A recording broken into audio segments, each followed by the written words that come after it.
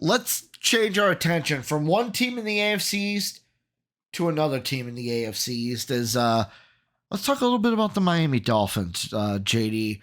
This is one that comes from speculation, no real reports that I'm really seeing, but it's still a discussion that I think we should have. So there's no question that since Tua Tagovailoa got injured, this Dolphins team is in disarray. Then Skylar Thompson gets injured. They're on their third quarterback. This team lost 3 games in a row, beat New England, but that ain't even like that positive a thing, and they barely beat New England 15-10. They got Indy this week. They got Arizona the game after, Buffalo, the Rams. There's rumors, JD, that the Dolphins are going to trade for a quarterback. The quarterback in name that's been thrown out is Russell Wilson. We're going to leave that to the side. I'm not going to ask if they should trade for Russ. But the thing I am going to ask you, not should they, because the question is yes, or the answer is yes. But the question I'll ask you is, will the Dolphins trade for a quarterback this season to save this year? To try to save this year? Yeah, I think they will, because again, the Dolphins are one of the are one of the teams who in recent memory have shown that they're a team that's willing to make moves at the deadline, which is first, again, as football fans, something we really need to pay attention for with those types of trends, because sometimes we just throw random teams and random names out there, even if they don't trade or trade in season. So I feel like a lot of those conversations are a waste. But for the Dolphins, yes, they've shown that they've made trades, and I think they need to, because again, the Dolphins are another team that has that they're in their window to win. We've been saying like last year, oh, they should be a Super Bowl threat. Just wasn't the case. And this year coming in, it was kind of the same deal. They should be a threat to potentially make it out of the AFC. And again, you can't predict Tua injuries, but I think it makes sense. And they're not going to get obviously an elite quarterback through trade, but I think they'd be completely okay with giving up, let's say, like some mid-round picks or late picks for a high-end backup, because right now they don't have that. I mean, Tyler Huntley, I actually really like. Again, when he was on the Ravens and we played him in a playoff game, he was a serviceable backup, but I don't know if it was just because of the system, because he did not look good, or hasn't looked good with the Dolphins. And I know they brought him in off a practice squad, which says something, but yeah. Is there a chance though that because I think about it and I go, is there a chance this team just says, because many people were throwing around oh, they're gonna bring back Ryan Tannehill, and then the news came out, they're like, oh well, Tannehill doesn't want to come back unless he knows he's gonna be the quarterback for the whole year, because there's a whole thing of oh well, if Tua comes back, then Tua will be the starter. Well, is Tannehill free agent? Yeah, I believe so. Yeah. Here, let me see. I'm gonna pull up his spot real quick, because that's a good question. While you find that, go ahead. I mean, I get it, if he's kind of in middle of retirement, I mean, I get that. But if you're not doing anything and you're looking for a job, you might as well play, right? What else do you have? Tannehill is inactive right now. Yeah, so his last year was 2023 on the contract with Tennessee. Yeah, I mean, and again, I don't think Tannehill would be that great. Again, especially not playing football. I mean, I'm sure he's trained in the offseason and whatnot, but I mean, that would be a decent move. I mean, at least it would give you a veteran who, at the very least, could, manage the game, right? I just and yet again, I'm looking, they have a ton of offensive linemen that are up at the end of the year. Their defense has what, 4 defensive linemen, a ton of linebackers, and what, at least 5 or maybe 6 people in their secondary, all to hit free agency this year. And maybe that's why people are like pressing, like, hey, make a trade. You need to save the season. But like, could this team just sit here and go, hey, we know our plan. We know who we're going to target in the re-signing, who we're going to get to come back. Why, like, could this be a viable option for, hey, let's just play the year out. If we win, make it to the playoffs, that's fine. But if not, high draft pick for a team like this, which we ain't going to be high in the draft that much.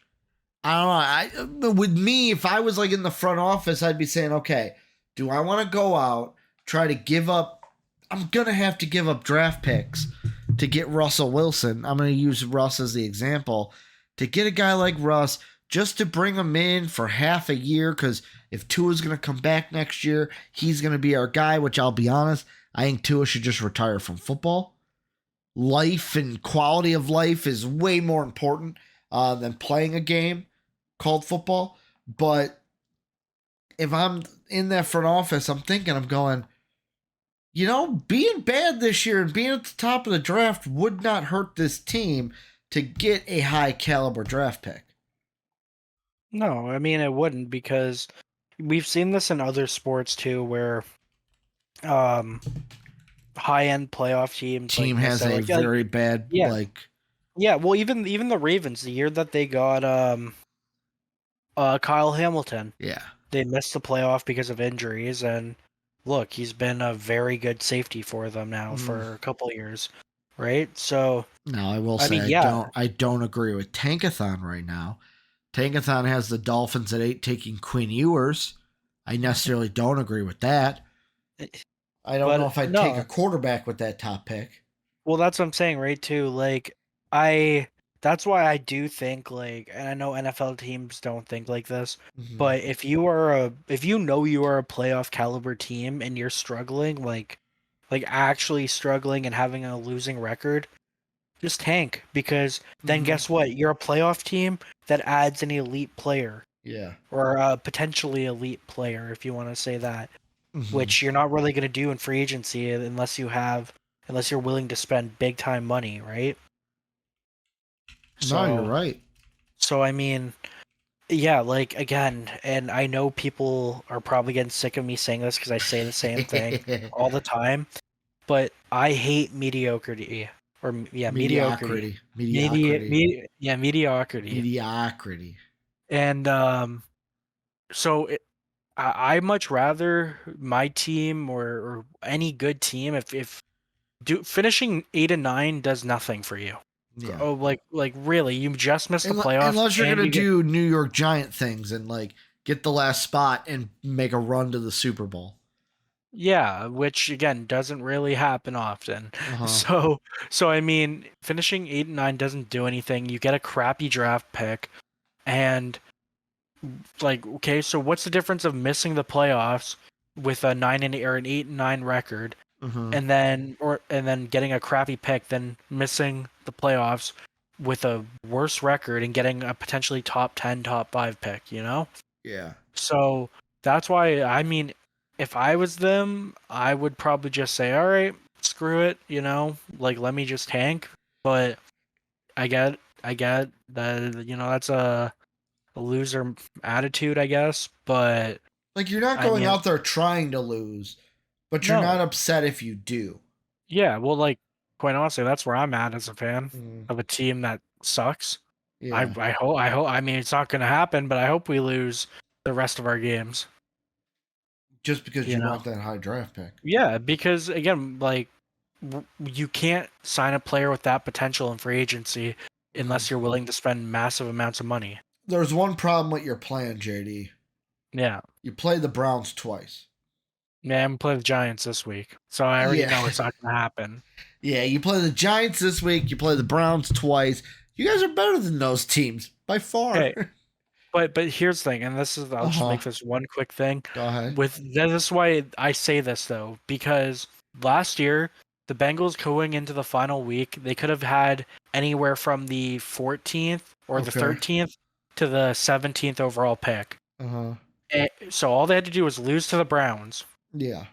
but they beat the Browns because they didn't want to go winless in the division.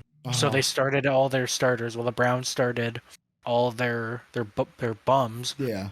and then guess what? We drafted Amaris Mims, cool, Uh-huh. but I mean, still, like you could have had Dallas Turner. Yeah. You could have had a much higher end prospect if you would have Mhm. just finished with the 13th overall pick. Yeah. It's not like you were fighting for playoffs or anything. No, Yeah. no. So, end of the story. Gut answer. When the trade deadline is come and gone, have the Dolphins made a trade for a quarterback? Yes. Who? We kind of talked about it pre-show. I think the answer is Russell Wilson. I think that makes the most sense. Gives them a veteran quarterback. It won't cost them much Mhm. to much draft capital, and see what he has. I think Russ gets traded, but I think it will be to. Let me take a quick gander really quick. I want to take a gander around the league before I. It'll be to a different team. The Colts. It'll be to a different team. It could be the Colts. I think the Raiders could be one because I think the Steelers could make a push for Devonta Adams. Could even be the Saints if the Rat Dog isn't good this weekend. Spencer Rattler getting his first start. If he's not good, the Saints could say, "Oh shoot, we need someone," and make a push for Russell Wilson. Could. I'm not saying they will, but could. But yeah, let us know what you guys think down below. As always, we'd like to thank the people that make these videos possible, our patrons whose names are displayed on the screen now. If you would like to become a patron, go ahead and click the Patreon icon in the bottom right. And if you'd like to check out another video from MVP Sports, hit the video in the upper left. As always, thanks for watching.